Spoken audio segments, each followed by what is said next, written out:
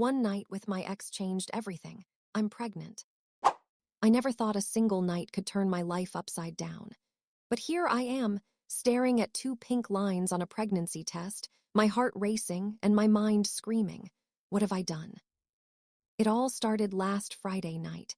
I had convinced myself I was over him, truly over him. But seeing him again after all these years, the same smile, the same eyes that had once made me feel invincible, it was like no time had passed at all. And then, in a haze of nostalgia, cheap wine, and forgotten promises, I found myself in his apartment, the door clicking shut behind us. I knew it was a mistake the second it happened, but nothing could stop it. Now, as I sit on my bathroom floor, shaking and unsure, I'm faced with a reality I can't undo. Pregnant, with my ex's child. And I don't know if I'm terrified, thrilled, or just completely broken. I was 19, fresh out of college, naive, and convinced I knew exactly who I was. He was older by 3 years, effortlessly charming, with that grin that seemed both reckless and safe at the same time. Everyone warned me, he's trouble. But I was stubborn, and his trouble felt exciting, like diving headfirst into something dangerous, knowing it would hurt later, but not caring. We met at a mutual friend's party, the kind of college gathering where music is too loud, the air sticky, and everyone seems drunk on freedom. He appeared from nowhere, leaning against the doorway with a cigarette in one hand, his other hand casually tucked in his jeans pocket. I don't remember exactly what he said, probably something sarcastic that made me laugh, but I remember feeling it, a spark, a magnetism I couldn't resist. The first few months were a whirlwind. He was everything I thought I wanted, funny, spontaneous, unpredictable. We'd drive aimlessly late at night, windows down, music blasting, our laughter echoing through empty streets. He showed me a world I had only seen in movies, smoky jazz bars, abandoned beaches, city rooftops at sunrise. I was intoxicated by the sheer thrill of being alive with him. But with that thrill came chaos. He had a temper, sharp and sudden, and a way of making me question myself. "Why are you overreacting?" he'd ask when I cried. Or, "You're imagining things," when I felt neglected. I brushed it off, convinced that love was supposed to be messy, that passion and pain were inseparable.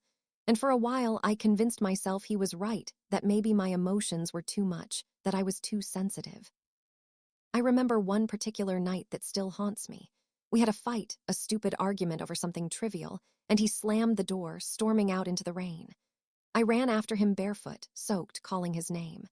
When he finally stopped, he grabbed me, pulled me close, and whispered, "Don't ever leave me." At that moment, I believed him, ignoring every warning sign, every red flag that told me he wasn't the one I could rely on. Time passed, and as it always does, reality crept in. We both graduated, moved into jobs, and slowly the thrill faded. His reckless side became a burden. My sensitivity became unbearable in his eyes. We fought more than we laughed. And yet there were still moments, brief, shining moments, when I remembered why I fell for him in the first place. The way he'd press his forehead against mine in the quiet of the night, whispering nonsense until I laughed. The way he remembered my favorite coffee without me asking. Those moments made me hold on, even as the rest of the relationship was crumbling. Eventually, it ended messy, loud, heart-wrenching. I remember packing my things while he yelled at me, accusing me of betrayal that I hadn't committed, blaming me for everything that went wrong. I walked out, crying, my suitcase heavy not just with clothes, but with every memory we had made. And yet, even as I left, a part of me still loved him, irrationally, painfully. Years passed. I tried to move on. Dated other people, tried to find stability, comfort, someone who wouldn't set my world on fire every time they smiled. I convinced myself I was happy, or at least content. I got a steady job, rented my own apartment, made friends, even met someone who seemed reliable. He was kind, predictable, the kind of partner people envied. And yet, something in me still felt restless, like a part of me was missing. Then came the wedding invitation. At first, I almost ignored it. It was a mutual friend's wedding, someone I hadn't seen in years, but when I flipped the RSVP card, I realized he'd be there too. My ex. The idea should have terrified me, but instead I felt a strange pull. I told myself I could handle it. After all, I had moved on, or so I thought. The night of the wedding, I spent hours getting ready, choosing a dress that felt both elegant and confident. I told myself I was going for closure, for fun, for nostalgia. But as soon as I walked into the reception hall, my breath caught. There he was, in a tailored suit that made him look impossibly familiar and new at the same time. He was laughing with old friends, his posture relaxed, that same mischievous spark in his eyes. It's strange how memory works. One second you're confident that time heals everything. The next, a single glance pulls you back into every laugh, every argument, every stolen moment. I felt it all at once: longing, fear, excitement, regret.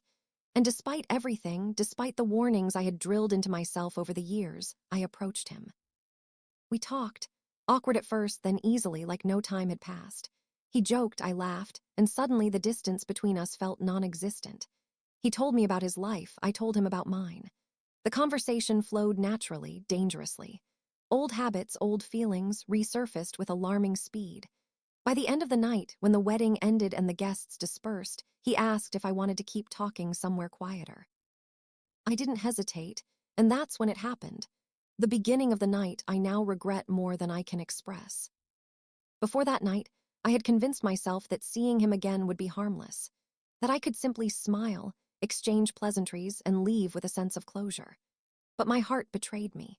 Every laugh, every brush of his hand, every look that lingered too long, it all pulled me in.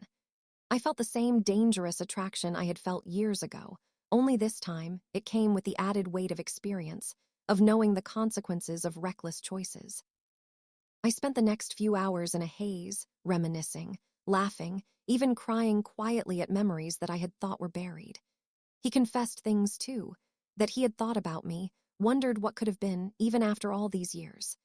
And in that moment when vulnerability hung between us, I let my guard down completely.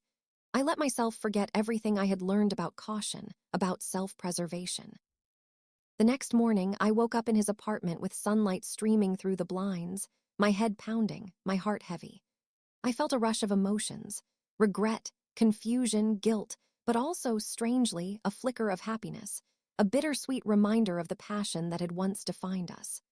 I knew I had crossed a line, that the world I had carefully built for myself had just shifted beneath my feet.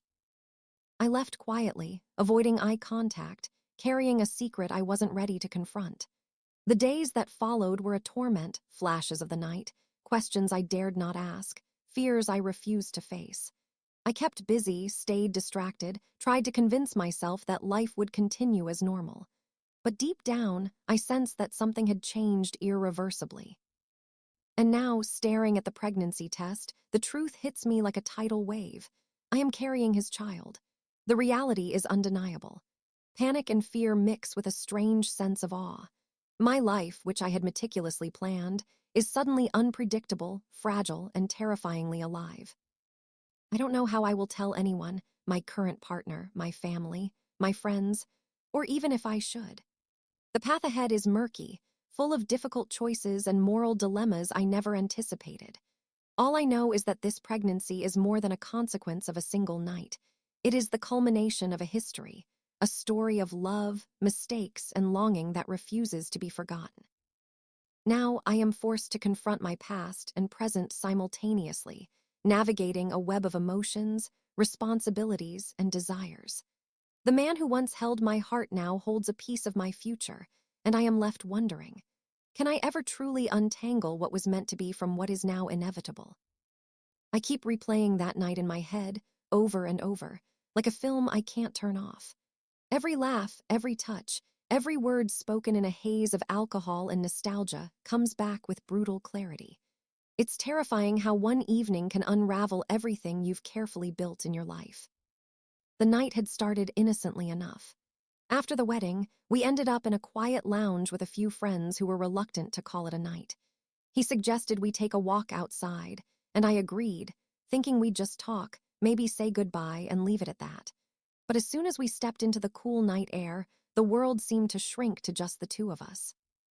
We walked along empty streets, the city lights reflecting in puddles from a recent rain. I remember the smell of his cologne, that familiar scent that always made my chest tighten. We laughed about old memories, shared little confessions, and for a moment, it felt like time had rewound itself. I could almost forget the years, the heartbreak, the lessons I had painfully learned. Almost. The conversation slowly became more intimate. He asked about my life, my relationships, and I found myself answering with honesty I rarely gave anyone. Then, without even realizing it, we were standing outside his apartment building. He glanced at me with that smirk I used to hate and love at the same time. "Want to come in for a drink?" he asked casually. My heart pounded. I hesitated. I knew the line I was about to cross. But there was a part of me, the reckless, impulsive part that had loved him years ago, that said yes before my rational brain could catch up. Inside, the apartment felt just like I remembered. A little messy, lived in, with traces of him everywhere. The casual atmosphere dissolved into tension as soon as the door closed. We stood there, awkwardly at first, and then he reached for my hand. One touch and all my defenses crumbled. I don't remember exactly how it happened. The way we ended up kissing, the way my body responded despite my mind screaming to stop. All I knew was that the memories of our past, the chemistry we'd once shared, were alive and irresistible. His hands on my back, my fingers tangled in his hair. It felt like a storm, a hurricane of old emotions that I hadn't realized I still carried. We talked in whispers, trying to justify what we were doing, each sentence an excuse we both knew was meaningless. "It's just one night," he said. "We're adults. We can handle this." But deep down, I knew that nothing like this was ever just one night. The night unfolded in a blur. Moments of passion, laughter, and guilt intertwined. Every time I caught his eyes, I saw the same conflict reflected there, desire mixed with hesitation, longing mixed with fear. I felt alive, but I also felt like I was standing on the edge of a cliff, knowing that one misstep could change everything. At some point, I stepped back, trying to regain control. "We shouldn't," I whispered. "This is a mistake." He looked at me, and for a second I saw vulnerability. "Maybe," he admitted softly, "but it's our mistake, one we can't undo." And then I let it happen again. Afterwards, we lay together, the quiet of the apartment pressing down on us. I could hear my own heart, loud in my ears, and I felt a strange mixture of satisfaction and dread. The night had been everything I remembered, and nothing I had anticipated. I knew that when the morning came, reality would strike. I knew that what seemed thrilling now would soon feel like a heavy, unavoidable truth. The next morning, sunlight streamed through the blinds. I woke before him, my body sore, my mind spinning. I dressed quietly, leaving a note that simply said, "I need some space. I'll be in touch." It was the only way I could leave without turning into a sobbing mess in front of him. The days after were hell. Every memory of that night replayed in my head. I avoided him, avoided my friends, avoided mirrors because I couldn't face myself. I tried to tell myself it was a one-time thing, a lapse in judgment that I could move past.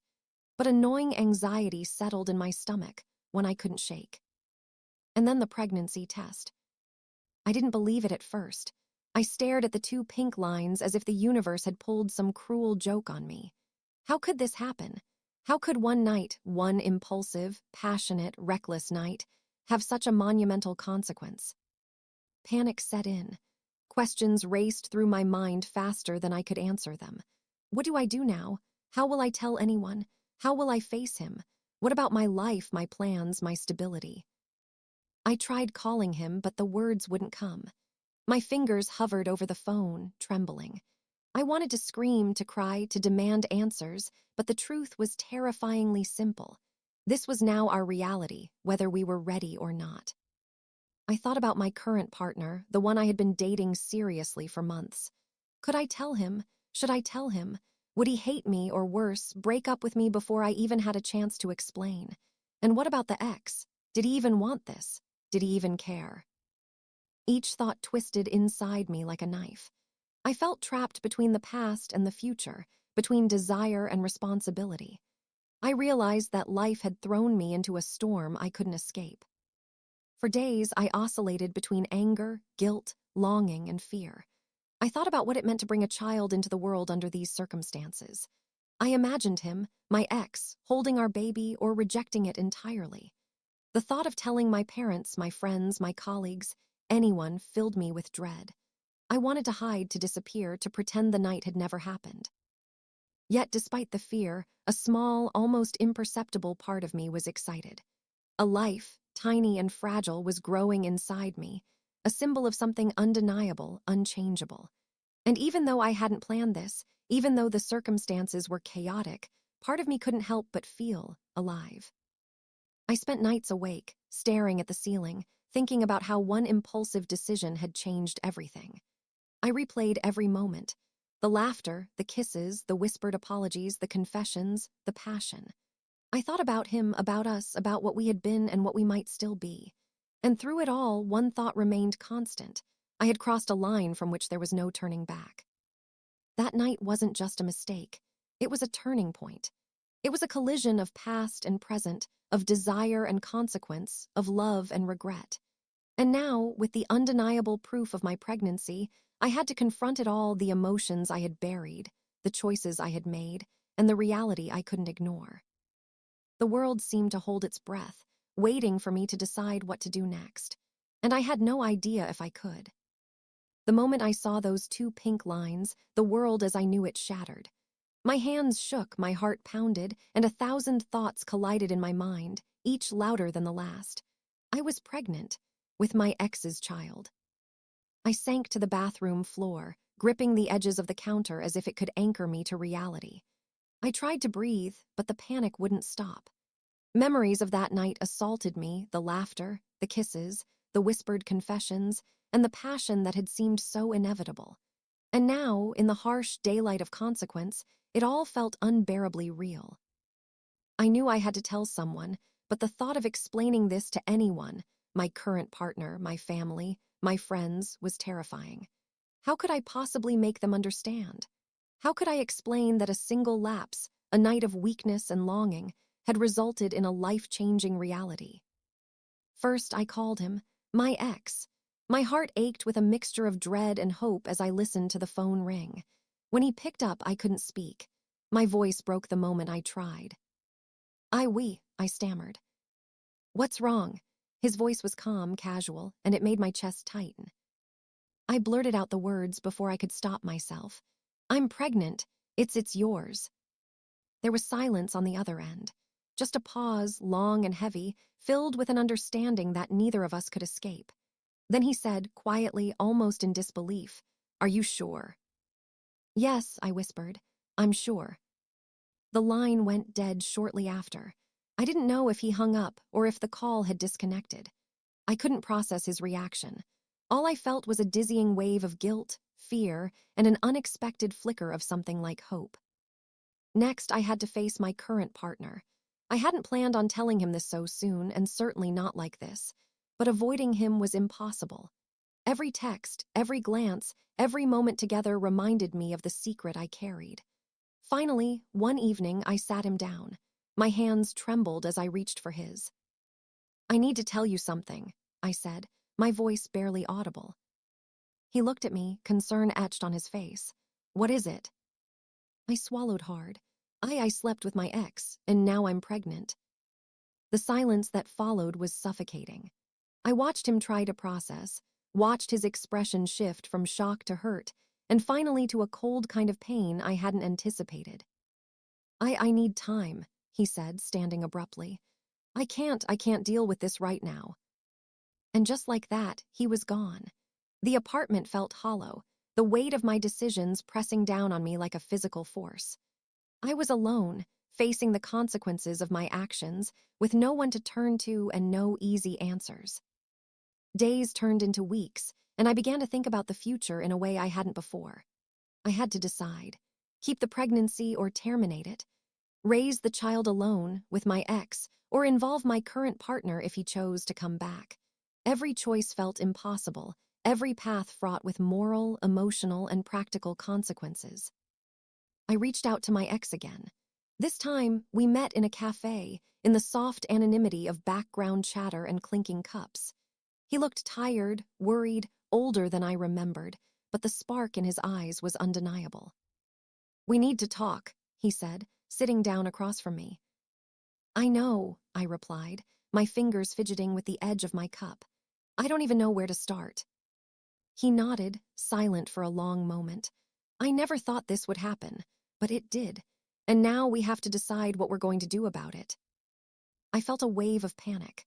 Decide? How could we decide anything? We had no plan, no stability, no clear path forward. And yet, the child growing inside me demanded action, demanded responsibility. We spoke for hours, weighing possibilities, each more complicated than the last. Could we co-parent? Could he step up even if we weren't together? Could I do it alone? Could I forgive myself? The questions were endless, and the answers seemed impossibly far away. Meanwhile, my family began to notice subtle changes, my mood swings, my fatigue, my distracted demeanor. I couldn't tell them yet. I wasn't ready for their judgment, their disappointment, their advice. I didn't even know what advice I wanted. The secret was mine alone, a burden I carried in my chest. One night, in the quiet of my apartment, I cried.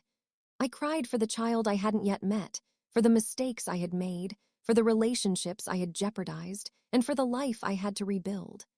I cried for myself, for my lost innocence, for the person I had been before everything spiraled out of control.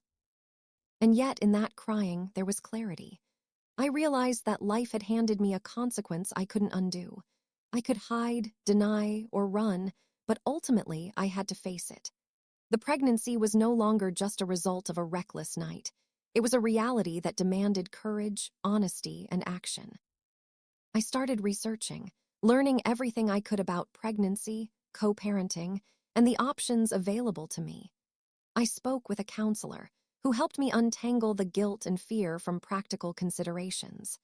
I began to write down my feelings, letters to the child I hoped to meet one day, even if it wasn't immediately possible. My ex became more involved, tentatively at first. We met, discussed logistics, boundaries, and the possibility of raising a child together without rekindling a relationship that had once hurt us. Every conversation was a delicate balance of hope and fear, of past emotions and future responsibilities. My current partner eventually returned, seeking answers, seeking closure. We talked, argued, and cried. He admitted he was hurt, confused, and scared. I listened, apologized, and explained as much as I could. I didn't expect forgiveness, but I hoped for understanding. And slowly, with time, he began to comprehend the complexity of the situation. As the weeks turned into months, I started to see the faint outlines of a path forward. I couldn't erase the past, but I could shape the future. I could choose how to navigate the relationships, how to prepare for the child, how to reclaim a sense of control over my life. The consequences of that night were enormous, unavoidable, and permanent. But in facing them, I began to discover resilience I hadn't known I possessed. I began to understand that mistakes, even catastrophic ones, could coexist with growth, responsibility, and unexpected joy.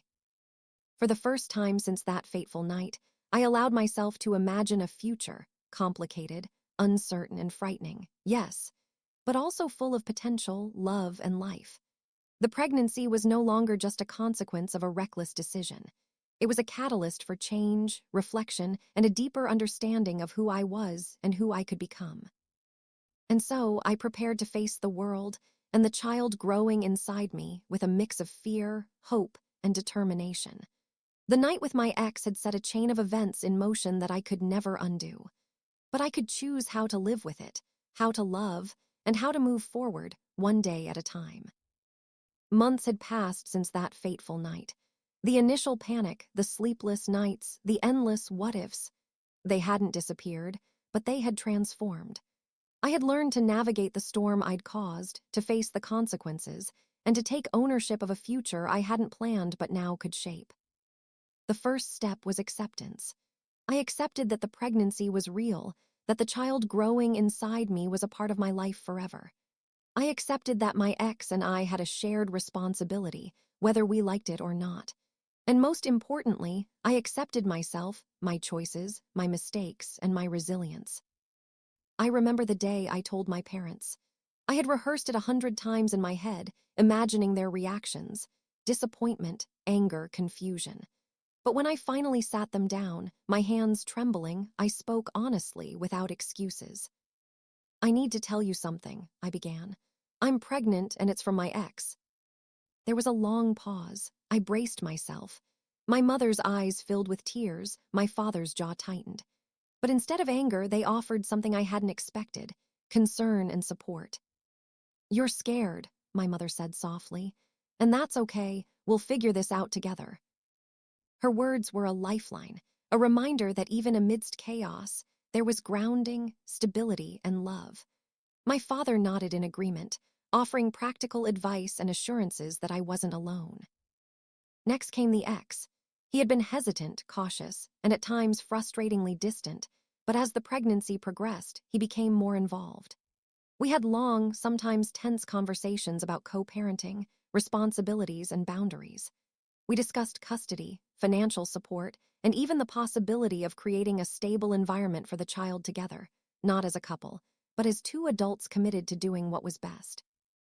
I was surprised by my own capacity to negotiate, to compromise, to find common ground even when emotions ran high. We argued, yes, but we also laughed, remembering the connection that had brought us together in the first place. It was complicated, messy, but real. And through it all, I felt a strange sense of empowerment. I was shaping my life, not just reacting to it. My current partner eventually returned. He had taken time to process his feelings, to understand the magnitude of the situation, and to decide whether he could accept me, my past, and the impending child. Our reunion was awkward, tense, and emotionally charged. We talked for hours, confronting betrayal, fear, and love. "I don't know if I can forgive you," he admitted, "but I also don't want to lose you entirely." I didn't expect forgiveness. I only offered honesty, tears, and explanations. Slowly, he began to accept that life was rarely simple, that people make mistakes, and that sometimes love and loyalty take forms that aren't easy to define. Whether our relationship would survive remained uncertain, but at least we had clarity and communication, a foundation I hadn't had before. As my belly grew, so did my awareness of the future. I started preparing: prenatal classes, doctor's visits, research on parenting, and even counseling sessions to process the emotional upheaval. I wrote letters to my unborn child, documenting the story of their conception, the love and mistakes of those who brought them into the world, and my hopes for their future. Writing helped me untangle guilt from responsibility, fear from excitement. I realized that this pregnancy, born from a night of passion and error, was also an opportunity. It was a chance to create something meaningful, to redefine relationships, and to discover a version of myself I hadn't met before, stronger, wiser, more compassionate. I learned to navigate uncertainty, to face discomfort, and to embrace the vulnerability that comes with creating life. One evening, I found myself sitting across from my ex in a small cafe. Our conversation was quieter than before, filled with shared glances, tentative smiles, and understanding that words couldn't fully capture. "This is strange," he said, finally breaking the silence. "We're not together, we've made mistakes, but somehow this child, it feels like a bridge between us." I nodded, feeling the truth of his words. Yes, it's complicated, but it's also ours, and we have to do it right, whatever that means. And in that moment, I felt a sense of peace. The mistakes hadn't vanished, the guilt hadn't disappeared, but I had learned to live with them. I had accepted the consequences, faced my fears, and chosen a path forward, one that honored life, responsibility, and growth. The weeks turned into months, each day bringing new challenges, new joys, and new lessons. I learned to balance the practicalities of pregnancy with the emotional complexities of relationships. I learned to forgive myself, to set boundaries, and to prioritize what mattered most: the life growing inside me and the life I wanted to build for it. The day I felt the baby kick for the first time, I cried not from fear or guilt, but from wonder and awe. This tiny human, a product of love, mistakes, and fate, was a reminder that life is unpredictable, messy, and beautiful. As the due date approached, I reflected on the journey that had brought me here: the reckless passion, the mistakes, the heartbreak, the consequences, and the growth. I realized that life rarely gives us a clean slate. Instead, it gives us moments of chaos, challenge, and opportunity, and asks us to rise, to adapt, and to create meaning from what we are given. In the end, I couldn't change the past. I couldn't undo the night, the choices, or the consequences, but I could choose the future. I could embrace the responsibilities, nurture the relationships, and welcome the child with love, honesty, and hope. And so, as I prepared to meet the life that was already a part of me, I felt a strange combination of fear and exhilaration, dread and hope, guilt and joy. The story of that night, the mistakes I had made, and the love that lingered all converged into a new chapter, one that I was ready to write with courage, honesty, and an open heart. Because in the end, life doesn't wait for perfection. It waits for courage, and I had finally found mine.